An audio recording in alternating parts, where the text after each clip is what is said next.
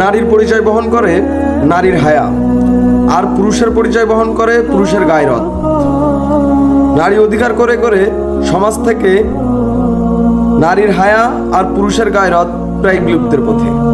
একটা জিনিস খেয়াল করে দেখলাম, নারী অধিকার নিয়ে যেসব নারীরা কথা বলছে এরা আসলে সমাজ বা পরিবারের উচ্ছিষ্ট ছাড়া আর কিছুই নয়। সমাজের কীট, পশ্চিমাদের দালাল। নারী অধিকার নিয়ে এদের বিন্দুমাত্র কোনো মাথা ব্যথা নেই। এদের মূল উদ্দেশ্য হলো ইসলামের বিরোধিতা করা আর আল্লাহর আইন পরিবর্তন করা।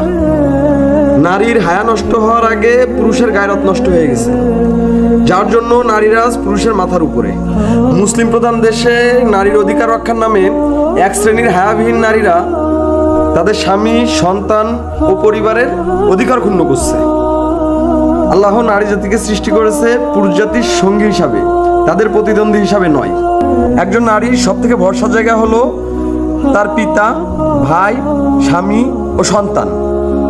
অথচ আজ সেই পুরুষদেরই এসব নারীদের প্রতিদ্বন্দ্বী হিসাবে সমাজে উত্থান করা হচ্ছে।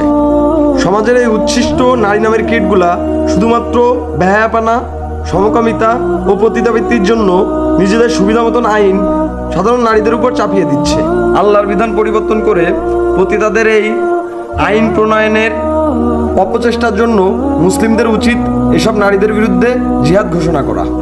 একটা জিনিস মাথায় রাখতে হবে, মুসলিমরা যতদিন তাদের দিন ও বিধানের ব্যাপারে উগ্র না হবে ততদিন মুসলমানরা পদদলিত হবে এবং ইহুদি ও খ্রিস্টানদের আইন প্রণয়ন হবে।